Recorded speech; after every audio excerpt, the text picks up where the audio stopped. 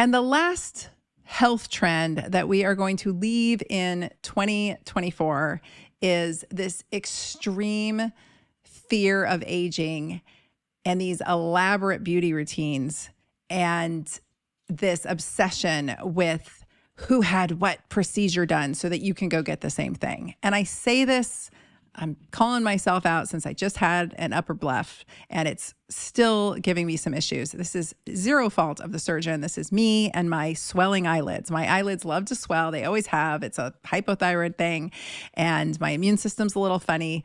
And so it depends on the day whether my eyelids are driving me nuts. And my eyes now, I'm having chronic dry eye. And I'm sure this will all pass, but my immune system's aggravated.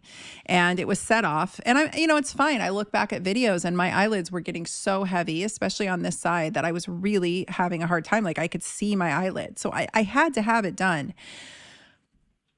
But we don't need these 16-step beauty routines. You guys, you need like a good gentle cleanser. You need something that's going to moisturize your skin and not strip or mess up your skin barrier.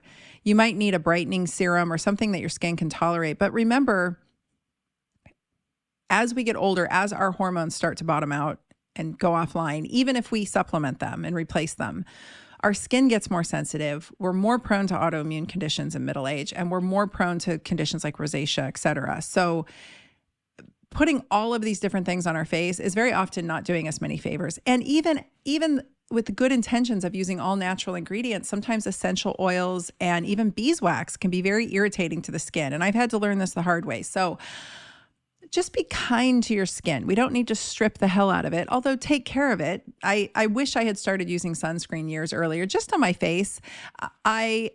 It's not because of concern over like, oh my God, I'm going to die if I go in the sun. None of that. It's just photo damage, right? But I see a lot of young women doing extreme lasering and peels. And I mean, it's really starting young. And I saw a whole segment the other day about teenagers wandering around Sephora and their obsession with skin products. And I'm like, oh my God. Like the amount of stuff the more stuff you put on you, the more toxic burden you're taking on. So pick and choose wisely. I'm not saying, freak out and be a purist about all of it unless you want to, but like pick and choose what you're putting on your skin, right? The obsession with makeup, the obsession with filler. I'm seeing younger and younger friends of mine getting filler and they look bizarre. And I cannot imagine that's going to age well for them. So I'm here to propose that we age intentionally, meaning we do it with the best of intentions. We step into whatever version we want. If we want to, put a little tox in our face, I'm all for it. I've been using neurotoxin since I was in my 30s. And it's not just because I want to look better. It's because I actually, and there's good data to support this, which wasn't around when I was hypothesizing this was what was happening, but I was trying to tell my doctor friend who was utilizing the Botox on me, I was like, this literally improves my mood significantly. And then when I started offering the service in my clinic, my patients were telling me that it was helping them with their depression. It was helping them with low mood. It really does. When you see, when there's a neuromuscular feedback to our brain. So when you contract certain muscles, you feel a certain way. That's why when you smile, you feel better. When you frown, you don't. That's why when you contract your glutes and your legs and your thighs, you're getting a different kind of neurotransmitter boost in your brain. That's why I'm such a big fan of these lower body, focus on the big muscles like I talk about. Grow that booty. Focus on growing that booty. It'll make your brain happier.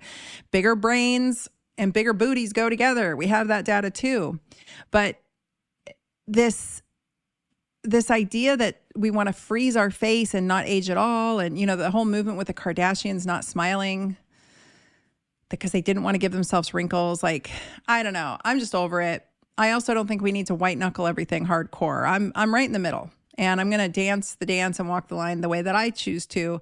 And I hope that you will too. But just know that this isn't the time to increase stress. Like, we are very stressed out as a society, and middle-aged women are particularly stressed out for a lot of reasons. One is we have been working our asses off to raise our children or to get to where we are in our careers, and or both. And maybe our children are now adults and they're, flying the nest. There's a transition that happens there. There's also just this concept of like your body starts sort of rejecting you in middle age. And so you fight harder to maintain the figure. So we're like fighting for everything. And I just want to step into my comfort phase, right? Like I want to stay fit. I want to stay juicy. I want to stay agile. I want to stay pretty.